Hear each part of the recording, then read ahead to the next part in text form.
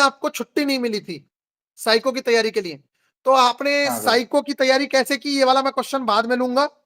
इस समय पे एक क्वेश्चन मैं ये लेना चाह रहा हूं आपसे कि बच्चों के मन में थोड़ा सा एक बार ये चल रहा है कि ग्रुप डी में आपके अकॉर्डिंग, भैया पूछ, सारे बच्चे बोलते हैं कि भैया एक बार जो भी ग्रुप डी में सिलेक्टेड हो उससे भी पूछ के देखो, आप अपनी तो बात बता देते हो। जब मैं कट ऑफ बताता हूं तो गालियां देते बच्चे कि अरे भैया इतनी कट ऑफ नहीं जाएगी, इतने तो बच्चे अटेम्प्ट करके आ रहे हैं। तो आपकी राय में, मैं ये नहीं कह रहा हूं कि आप भी एक्सपर्ट हो, लेकिन एक बच्चा जो सेलेक्ट होता है उसको पता होता है रियलिटी एग्जाम की। तो आपकी राय में, जैसे पिछली बार का कंपटीशन, पिछली बार की सीट्स और इस बार की सीट्स में बहुत डिफरेंस है, तो आपकी राय में इस बार क्या लग रहा है कि जो ग्रुप डी के बच्चे हैं वो भ्रम में ना रहें? आप मेरी बात मत मानिएगा, लेकिन आप अपने अकॉर्डिंग थोड़ा सा, सबसे पहली बात तो इसमें बहुत सारे फैक्टर्स हैं कि भाई साहब कौन से बोर्ड से, कौन सी कैटेगरी से, सबकी अलग अलग कट ऑफ जाती हैं। लेकिन बच्चे पूछना चाहते हैं कि भैया कुछ थोड़ा सा अंदाजा, जिससे कि वो अभी जो ग्रुप डी का पेपर दे के निकले हैं उन्हें कुछ होप है या वो पूरी तरीके से दूसरे एग्जाम में कूदें। तो ये तो निश्चित आपने बता ही दिया कि निश्चित तौर से कूद जाओ, चाहे कितने भी नंबर है वो तो ठीक है, लेकिन फिर भी एक होप कितने मार्क्स तक की हो सकती है कि बच्चा फिजिकल की तैयारी कर ले? कुछ बच्चे कह रहे हैं कि फिजिकल की तैयारी कर ले। अच्छा हाँ, एक बात और, आपने फिजिकल की तैयारी कब से स्टार्ट की थी ये भी बता देना, क्योंकि बच्चे बार बार पूछ रहे हैं कि भैया हमारा पेपर हो गया, हम फिजिकल की तैयारी कर लें, आगे एएलपी का भी एग्जाम है, तो कब फिजिकल की तैयारी करना उचित है और क्या लग रहा है कि कट ऑफ की कुछ अंदाजन क्या लग रहा है? कटअप तो सर बोर्ड पे डिपेंड करता है और मतलब बच्चा कितना अटेम्प्ट करके आ रहा है उस पर डिपेंड करता है, तो इस पे बताना तो बहुत मुश्किल बात है। लेकिन आपको बिल्कुल लग बिल्कुल। जाता है, पेपर आप पेपर दे के आते हो तो आपको ये लग जाता है कि मेरा रिजल्ट आ रहा है कि नहीं आ रहा है, वो सबसे पहले बिल्कुल पेपर देने के बाद ही पता चल जाता है। और मेरे हिसाब से उस पर ध्यान नहीं देना चाहिए, नेक्स्ट पेपर पे ध्यान देना चाहिए, क्या है कि उसका रिजल्ट आप पेपर दे के निकलोगे तभी पता चल जाता है कि कैसा गया है पेपर। और दूसरी बात रही कि फिजिकल का तैयारी कब करना चाहिए, तो आप रिजल्ट आ जाए उसके बाद पर्याप्त टाइम मिलता है। फिजिकल भी उतना हार्ड नहीं है, जब हम निकाल सकते हैं तो कोई भी निकाल सकता है। उसमें 90% बच्चे पास ही हो जाते हैं फिजिकल में, फिजिकल का कोई इशू नहीं है। मेरे हिसाब से रिजल्ट आने के बाद ही फिजिकल पे ध्यान देना चाहिए, क्या है कि अभी जो टाइम है, अभी तो आपका बैक टू बैक पेपर होने होने वाला है। एएलपी होगा, टेक्नीशियन होगा, जेई होगा, फिर ग्रुप डी होगा, तो अभी आपको उस पर ध्यान देना चाहिए, पेपर पे ध्यान देना चाहिए अभी। ठीक। ठीक है, तो बच्चों सुन लो, अभी के हिसाब से मुझे भी यही लगता है कि आप अगर मॉर्निंग वॉक इवनिंग वॉक के हिसाब से करना चाह रहे हो तो वो बात मना नहीं कर रहे हैं, लेकिन मेरे अकॉर्डिंग भी अभी आपको उधर सीरियस होने की जरूरत नहीं है, क्योंकि आंसर की आने के बाद थोड़ा सा पता लग जाएगा, डेटा आ जाता है रैंक गुरुजी वगैरह का, कई सारी वेबसाइट का, तो थोड़ा सा अंदाजा लग जाता है। अभी आपको टाइम वेस्ट नहीं करना चाहिए उधर, आपके सामने एग्जाम है, आपको उधर लगना चाहिए।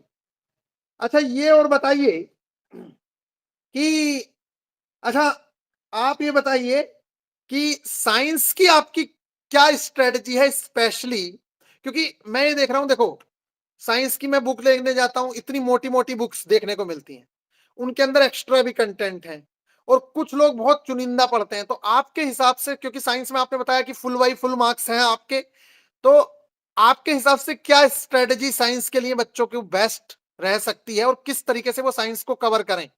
मतलब साइंस का बहुत ही बड़ा रोल है, और इसके बाद आपसे मैं जीके की बात करता हूँ। जी सर। साइंस को, अगर रेलवे के साइंस को स्पेशली फोकस करें तो 99% क्वेश्चन एनसीईआरटी से ही आते हैं। तो हम भी वही किए थे, कोई भी बिगिनर बच्चा है तो उसको यही करना चाहिए कि 9th और 10th का एनसीईआरटी लाइन टू लाइन उसको पढ़ना चाहिए। एक एक चीज, हर एक क्वेश्चन वहीं से कंटेंट को समझने का कोशिश कीजिए, चैप्टर को समझने का कोशिश कीजिएगा, तो वहीं से आपका क्वेश्चन आएगा। और उसके बाद एक बार आप अच्छे से पढ़ गए हैं, उसके बाद आपका मार्क किया हुआ पीडीएफ आता है, तो उससे रिवीजन करने में बहुत ज्यादा हेल्प मिलता है कि जल्दी जल्दी हो जाता है चैप्टर वाइज रिवीजन। उसके बाद आप जाके प्रीवियस ईयर क्वेश्चन लगाइए, फिर मैक्सिमम क्वेश्चन आपके बन ही जाते हैं। साइंस में ये स्ट्रेटजी सबसे अच्छा है, और कोई चैप्टर समझ में नहीं आ रहा है या फिर, तो उसको उसका वीडियो जाके देखिए, किसी भी टीचर का जो अच्छे पढ़ाए हैं, तो वहां से भी कवर करना बहुत आसान है। बिल्कुल, सबसे बेस्ट तो यही तरीका रहता है कि भाई साहब जो चैप्टर आपसे नहीं आता है, आप उस चैप्टर को सर्च करिए, या जैसे टारगेट में दिया जा रहा है आज मोशन चैप्टर, तो साथ साथ उसके कवर कर लीजिए। वैसे तो हम लोग देते ही हैं अपना बेस्ट से बेस्ट, लेकिन अगर आपको हाँ नहीं समझ आ रहा है तो आप जिससे मन चाहे उससे कवर कर लीजिए। अच्छा, यहाँ पे एक क्वेश्चन और उभर के आता है कि कई लोग ये कहते हैं कि ये हमारी जो किताब है, ये हमारे जो नोट्स हैं, ये एनसीईआरटी बेस्ड हैं। ठीक है, तो क्या बच्चों को उन किताबों पे रियलाई कर जाना चाहिए या एनसीईआरटी पढ़ना ही कंपलसरी है? नहीं नहीं सर, एनसीईआरटी पढ़ना ही कंपलसरी है। क्या है कि मान लीजिए कोई भी पब्लिकेशन है या वो चीज फिल्टर करके अगर नहीं निकाला है, तो आप अगर पूरा बुक नहीं पढ़ेंगे तो वो आपको पता ही नहीं चलेगा कि ये चीज सही में फिल्टर करके निकाला गया है या फिर ऐसे ही अपने मन हिसाब से वो डाल दिए हैं उसमें। वो आएगा या फिर नहीं भी आएगा, इससे अच्छा है कि आप प्रॉपर पूरा बुक ही पढ़ जाए। बिल्कुल, बिल्कुल। तो ये बात आप लोग गांठ बांध लीजिए, आपसे बार-बार कहता हूं मैं कि भाई साहब एनसीईआरटी का कोई तोड़ नहीं है, चाहे कोई कितना भी कहे कि मेरी किताब एनसीईआरटी बेस्ड है, आप उसे as a helping book use कर सकते हैं, लेकिन जो बेसिक बुक है वो एनसीईआरटी ही है। क्लास 9th और 10th इन्होंने भी वही पढ़ी है। और ये तो आप कुंदन बता ही सकते हो कि अगर कोई भी बच्चा टारगेट फॉलो कर रहा है तो उसको एनसीईआरटी अलग से करने की जरूरत नहीं, क्योंकि टारगेट एनसीईआरटी से ही होता है। पूरा का पूरे टारगेट में भरा पड़ा रहता है हर बार एनसीईआरटी एनसीईआरटी एनसीईआरटी हर बार। अच्छा ये बताइए, करंट जीके जैसे इस समय तो आपको थोड़ा सा ध्यान हो, अगर आपने देखा हो तो हमारे ये एएलपी टेक्नीशियन के जो पेपर हुए या ग्रुप डी के जो पेपर हुए, उसमें थोड़ी बहुत स्टैटिक जीके भी आती थी। ठीक है, लेकिन अभी देख रहे हैं तो मैक्सिमम करंट ही आ रहा है। तो आपकी क्या स्ट्रेटेजी है, मतलब आपकी क्या स्ट्रेटेजी थी और इन लोगों को किस तरीके से अपनी करंट जीके को फोकस करना चाहिए? क्योंकि देखो मैथ्स रीजनिंग सब बना ले रहे हैं, एसएससी का बच्चा हो चाहे रेलवे का बच्चा हो, मैथ्स रीजनिंग सब कर ले रहे हैं। और आजकल तो रेलवे ने ये ट्रेंड बनाया हुआ है रीजनिंग में कि कुछ ही चैप्टर्स पकड़ता है, उन्हीं से भर भर के क्वेश्चंस डाल देता है। तो मैथ्स रीजनिंग तो बच्चा कर ले रहा है। स्पेशली आपसे मैं पूछना चाहूंगा कि आप ये बताइए जीके के लिए क्या करना है? सर अभी के हिसाब से जो पेपर आ रहा है उसमें मोस्टली एकदम करंट अफेयर ही आ रहा है। तो उसमें मेरे हिसाब से ये करना चाहिए कि उसको आप स्पीडी का वो दे देते मार्क करके, 60 शुरू का स्टार्टिंग का 60-62 पेज का। तो हाँ। उसमें जो जो मेन मेन चैप्टर है उसको तो आप ऑलरेडी मार्क किए हुए ही हैं, जैसे खेल-कूद से आ गया, नोबेल प्राइज़ आ गया। हम्म। वो हम्म। चीज़ आपको ध्यान से पढ़ना है, उसको मेमोराइज़ करना है और उसको मल्टीपल टाइम्स पढ़ना है कि आपको वो चीज़ याद रहे। बार-बार उसको पढ़िएगा। 60 पेज हम तो ये करते थे कि सर 10-10 पेज करके बाँट दिए थे और जो मार्क किया हुआ था आपका, वो हर मतलब 6 दिन पे वो रिपीट हो जाता था। एक दिन में 10 पेज पढ़ते थे, तो छठा दिन वही आना है फिर। तो ऐसे तो में हमको जल्दी-जल्दी याद हो गया था सर। तो उससे कुछ क्वेश्चन फंसे भी या बस खाली ऐसे ही पढ़ के चले गए? नहीं, नहीं, उसमें मैक्सिमम क्वेश्चन है, अगर नाइ मतलब 70% क्वेश्चन उससे आ जाते हैं। उसके बाद अगर आप ज़्यादा एफर्ट उसमें लगा सकते हैं, तो जाके आप मंथली वीडियोज़ देख सकते हैं, उसके लिए आप फ्री हैं। लेकिन मेरे बिल्कुल। हिसाब से वो पढ़ना इनफ रहेगा। ठीक। अच्छा ये बच्चे बार बार कहते हैं, मैं कुछ बच्चों को देखता हूं, कुछ बच्चों की ये सोच है, वो देखो किसी भी चीज को अच्छे से नहीं करेंगे, मतलब ना उनको करंट अच्छे से पढ़नी है, ना उनको कोई वीडियो सही से देखनी है, बस उनको 10 जगह कमेंट करना है कि कुछ नहीं आया कुछ नहीं आया। तो ऐसा पॉसिबल है कि स्पीडी जो पूरे साल का सब कुछ बेस्ट से बेस्ट निकाल के दे रही है और करंट अफेयर्स ही एग्जाम में पूछी जा रही है, तो वहां से क्वेश्चन ना फंसे, ऐसा पॉसिबल है? मैं देख रहा नहीं हूं सर, ऐसा भाई, पॉसिबल नहीं। ये हो सकता है, ये हो सकता है, मैं भी कह रहा हूं कि सारे क्वेश्चंस ना आए, लेकिन अगर 6 क्वेश्चन 7 क्वेश्चन भी आपके बन रहे हैं तो ये भी बहुत बड़ी बात है, क्योंकि बाकी लोगों के उतने भी नहीं बन रहे। और हाँ सर। मुझे नहीं लगता कि कोई भी बंदा इस चीज को मार्क करके आपको डे 1 से टारगेट में इंक्लूड करके दे रहा होगा। कोई नहीं देता इंक्लूड करके, दुनिया भर की चीजें पढ़ाते हैं बाकी लोग, पता नहीं क्या क्या पढ़ाते हैं, लेकिन आता जो आ रहा है वो सब कुछ पहले से आपको भी प्रोवाइड करवाया गया। आप यहां मेरे सामने हाँ, बैठे हो, सच सच बताओ 2022 में दिया गया था नहीं दिया गया था? हाँ, उस टाइम में भी दिया गया था।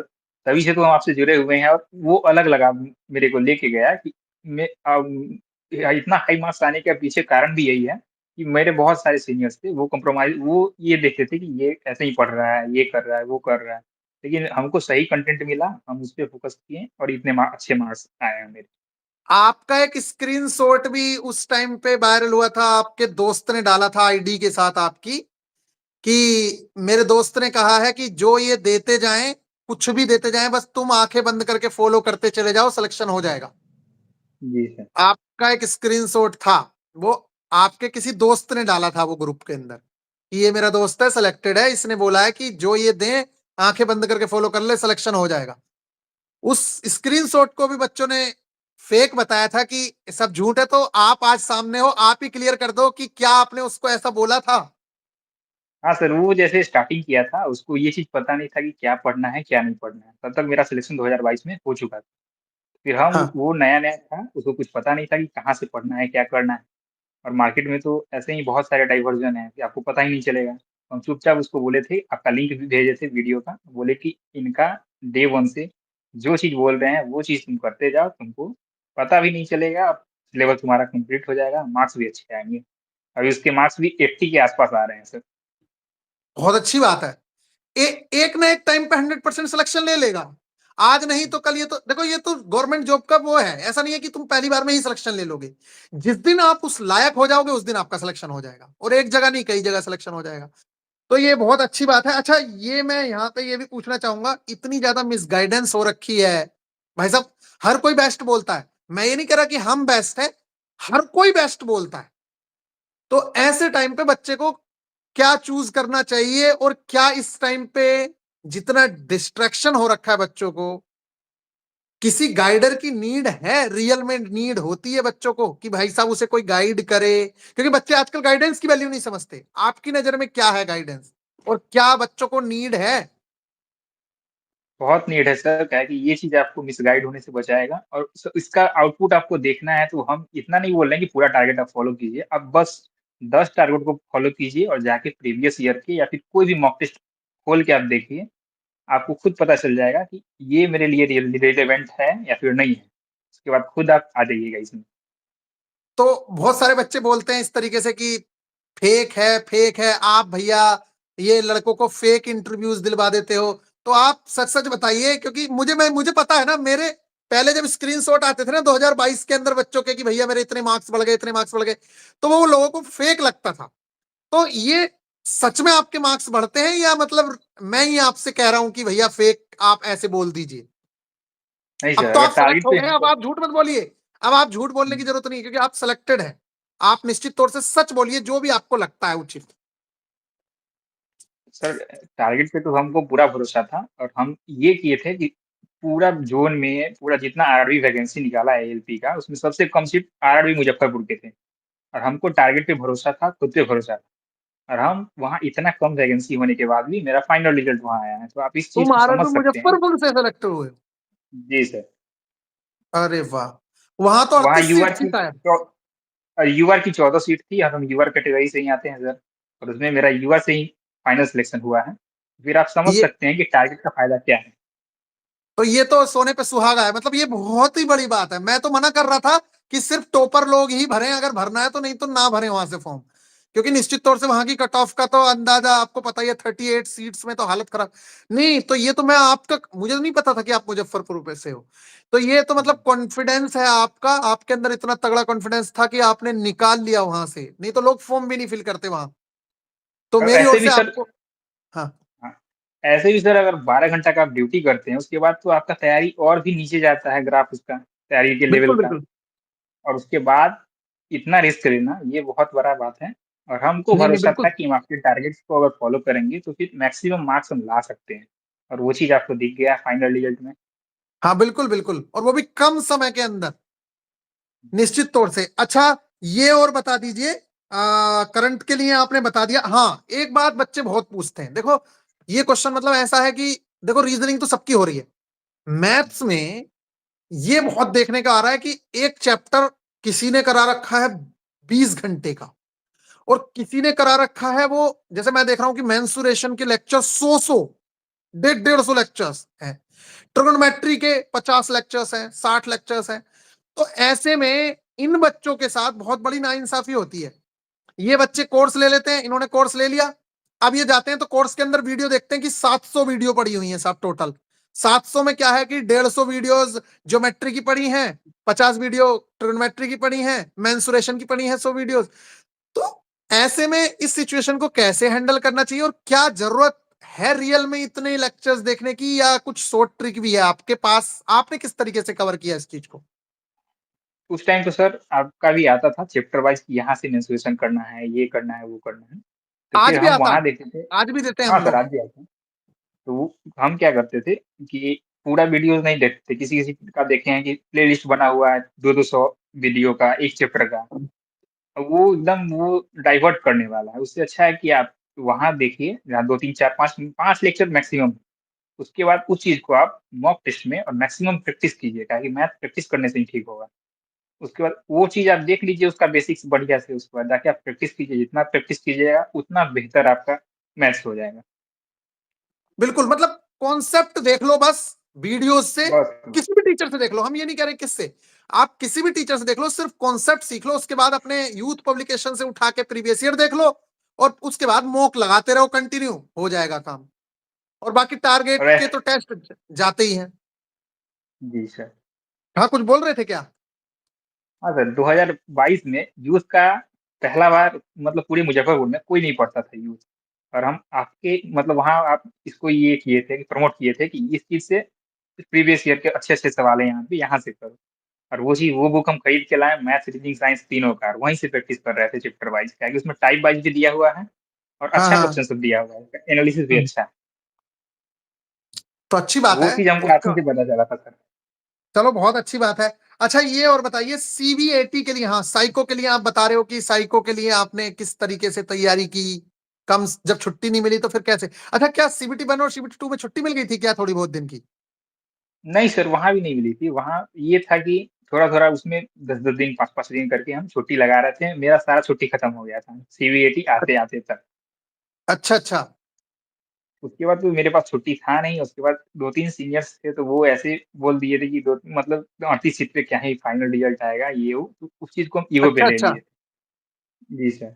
और आप वो अनलिमिटेड एजुकेशन का बताए थे कि यहाँ से करना है। आपका लेक्चर हम देख लिए थे कि कैसे-कैसे क्वेश्चन्स करने हैं हर एक टाइप के, हर एक बैटरी के। हाँ उसके हाँ। बाद वहाँ वहाँ जाके हम ड्यूटी आने से पहले सर और ड्यूटी आने के बाद बिल्कुल। टोटल हम सर वहाँ प्रैक्टिस करते थे, और मैं हम उसका सबसे ज़्यादा टेस्ट लगाए हैं सर, 1200 समथिंग टेस्ट हम लगाए हैं टोटल। अच्छा 3-3 अच्छा। बार हर टेस्ट को लगाए थे। बहुत अच्छी बात है। हुँ। कितने मार्क्स आपके आए? 15 तारीख वाले में थे सर, तो उसमें साइको में मेरे मार्क्स 21.38 था सर। कोई बात नहीं, सबसे बड़ी बात ये होती है कि नौकरी के साथ ये करना, और ओवरऑल आपके 90 मार्क्स आए हैं, ये बहुत बड़ी बात है। ठीक है नहीं, कि 90 मार्क्स ला रहे हो आप, ये इससे ज्यादा बड़ी बात क्या होगी? तो अब आपके इंटरव्यू को हम लोग खत्म करने जा रहे हैं। बस अब मैं आपसे ये पूछना चाहूंगा कि लास्ट में बच्चे ये बोलते हैं कि भैया ये एक ही चीज है, आपने पिछले बैच में भी यही कराया था, अब भी यही करा रहे हो, तो एक चीज को बार बार पढ़ने से क्या फायदा है और हम क्यों पढ़ें? इसका आंसर जरूर से जरूर बताइए, कि बच्चों को लगता है कि एक चीज हमने एक बार पढ़ ली तो इसको बार बार पढ़ने से कोई बेनिफिट नहीं है। इसके लिए आप क्या बोलना चाह रहे हो? सर इसके लिए ये है कि एनसीईआरटी ऐसा मतलब एक चिप मतलब लेके बात करते हैं एक चैप्टर पे। एनसीईआरटी को आप जितना बार पढ़िएगा उसमें से हर एक बार कुछ ना कुछ नया आपको देखने को मिलेगा, या फिर उसका कांसेप्ट कुछ ना कुछ आप नया आपको मिलेगा। तो उस चीज़ को आप बार-बार पढ़िएगा तो दो ये बात ये है कि वो आपको याद हो जाता है, और दूसरा उससे जुड़ा हुआ क्वेश्चन अगर क्वेश्चन को चेंज भी करें, लैंग्वेज चेंज करें या फिर कुछ भी करें, तो वो आपसे बन जाएगा। और बिल्कुल आप बिल्कुल।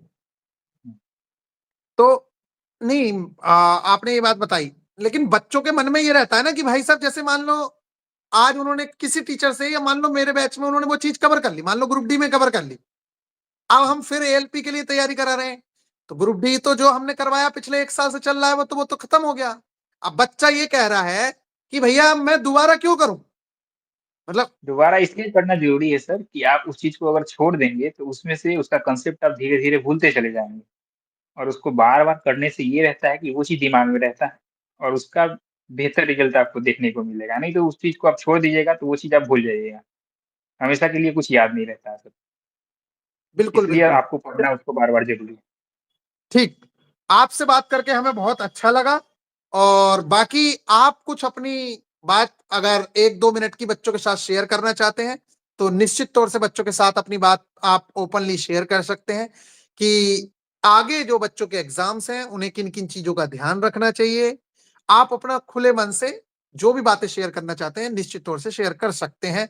आप अपना छोटा भाई बहन समझ के इनको बताइए कि इन इन चीजों का ध्यान रख लें। एक क्वेश्चन जो छोटा सा रह गया है, जो मैंने आज तक फील किया है, जो मैं आज अपने साथ में किसी को नहीं करने देता, वो क्वेश्चन ये है कि जिंदगी में, पढ़ाई में, मैं ये नहीं कह रहा कि मेरे साथ आके पढ़ लो, मैं बस ये कह रहा हूं कि पढ़ाई में कभी लालच नहीं करना चाहिए बच्चों को। ये बात आज आप ग्रुप डी में सिलेक्टेड हैं, आप एएलपी में भी सिलेक्ट हो चुके हैं, तो आप इस बात का आंसर जरूर दीजिएगा कि क्या जो बच्चे इस समय पे तैयारी कर रहे हैं, इन लोगों को अपने 100, 200, 400 रुपए बचाने चाहिए कि भाई साहब मुझे क्या जरूरत है, मैंने तो ये पढ़ रखा है, या इन लोगों को निश्चित तौर से जुड़ जाना चाहिए क्योंकि उससे उनकी रेगुलरिटी बनी रहती है जो उन्हें फाइनली सिलेक्शन दिलवा देती है। क्योंकि मैं ये देख रहा हूं कि जितने बच्चे सेलेक्ट हुए हैं उन लोगों का एक ही जवाब रहता है कि भैया ये तो कुछ भी नहीं था, आज जो मैं सैलरी कमा रहा हूं, जो आज मेरे हाथ में आ रहा है, मुझे लगता है कि ये 100-200 रुपए औकात ही क्या थी, इससे ज्यादा तो मैं डिप्लोमा में, हाई स्कूल में खर्च कर चुका था। लेकिन बच्चा यहां आके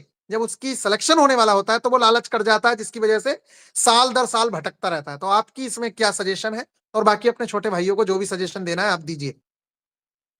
सबसे पहले तो ये है सर कि अभी जो भी बच्चे हैं तैयारी कर रहे हैं, उनको सबसे पहले अपने आप पे भरोसा रखना चाहिए कि उनका होगा ही होगा, और बेहतर प्रयास करते रहना है। एक ही एग्ज़ाम में नहीं हुआ तो डिमोटिवेट नहीं होना है, फिर दूसरे एग्ज़ाम पे प्रयास करना है, तीसरे एग्ज़ाम पे प्रयास करना है। हमेशा प्रयास अगर रखिएगा तो कभी न कभी फाइनल रिज़ल्ट आपको देखने को ही मिलेगा। रहा दूसरा बात कोर्स लेने का, तो उसमें ये है कि कोर्स लेने से ये होता है कि आपको वो चीज़ फ़िल्टर करके मिल जाता है, और दूसरा ये कि वहाँ पे आप पैसा इन्वेस्ट करते हैं, बहुत छोटा अमाउंट रहता है। पैसा इन्वेस्ट करने से ये रहता है दिमाग में कि हम उस कोर्स को लिए हुए हैं, तो वो चीज़ हम कंप्लीट करें, और वो चीज़ धीरे-धीरे कंप्लीट होते जाता है। चलो कोर्स खरीदने के बहाने ही वो चीज़ कंप्लीट होते जाता है, और आपका पढ़ाई से आप जुड़े रहते हैं। बिल्कुल, ताकि बिल्कुल। अगर अगर 200-300 रुपए में भी बच्चा 6 महीने कंटिन्यू रह पा रहा है, इससे बड़ी बात और क्या हो सकती है? वही मतलब वही बात है सर। 300 रुपए में अगर मुझे कोई बच्चा, कोई टीचर ये बताने के लिए रेडी है कि तेरे लिए ये इंपॉर्टेंट है, ये है, आज ये टेस्ट लगाना है, ये करना है, तो इससे बड़ी और क्या चीज हो सकती है? मुझे नहीं लगता कि बच्चों को यहाँ पे कंजूसी करनी चाहिए किसी भी तरीके से।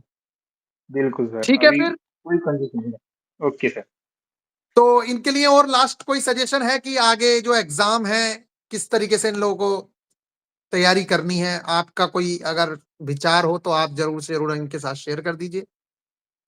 जी सर, अभी जो बच्चे हैं अभी ग्रुप डी का पेपर दे के आए हैं, उनका जस्ट एएलपी होने वाला है, टेक्नीशियन होने वाला है, जेईई होने वाला है। तो उनको यही मेरा सजेशन है कि टारगेट्स फॉलो करने हैं पर डे, उसको जितना मल्टीपल टाइम्स रिवीजन कर सकते हैं उसको कीजिए। उसके बाद जब एग्ज़ाम नज़दीक आ जाए तो फिर टेस्ट दीजिए, और सबसे पहले ज़रूरी बात कि टेस्ट का एनालिसिस ज़रूर करें, और एनालिसिस करने के बाद जो टॉपिक छूट रहा है उसका उसका बेसिक्स जाके पढ़ें, और टारगेट्स को फॉलो करें, फिर उनको बेहतर रिज़ल्ट देखने को मिलेगा। देखिए, कोई एग्ज़ाम दे के आए हैं, उसके रिज़ल्ट के भरोसे नहीं रहना है, अगले एग्ज़ाम पे लग जाना है। यही सजेशन है बिल्कुल, मेरा। बिल्कुल। चलो फिर आपको हमारी ओर से बहुत बहुत शुभकामनाएं हैं। और जो टी शर्ट है जो आपकी पेंडिंग है, मतलब वो जी हमको सर। देनी ही देनी है। अभी फिलहाल यहाँ तो नहीं है, लेकिन आपका जो पार्सल है भले ही देर से पहुंचेगा, जैसे सबके पहुंचे हैं, महेश का पहुंचा, संजीव का पहुंचा, निश्चित तौर से उसी दिन आपका भी पहुंच जाता। लेकिन दिक्कत ये हुई कि आपका उस समय तक एड्रेस मेरे को मिला नहीं था।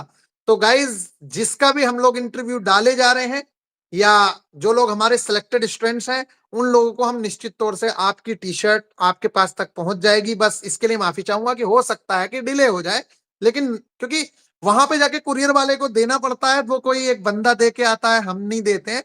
तो हम उसको बोल देंगे, निश्चित तौर से आपका गिफ्ट आपके पास पहुंचेगा। आपके सुनहरे भविष्य के लिए हमारी ओर से बहुत बहुत शुभकामनाएं हैं। आप अपनी लाइफ को बहुत अच्छे से एंजॉय करें और यहां भी ना ठहरें, जितना आगे बढ़ सकते हैं उतना आगे बढ़ें, और अपने घर के पास रहें, एंजॉय करें लाइफ को, इससे बेस्ट कुछ नहीं हो सकता है। और जल्दी से शादी करिएगा, हमें भी बुलाइएगा। मिलेंगे नेक्स्ट वीडियो में। ख्याल ज़रूर। रखिएगा। Take care. आपसे बात करके बहुत अच्छा लगा। माता पिता को हमारी ओर से सैल्यूट।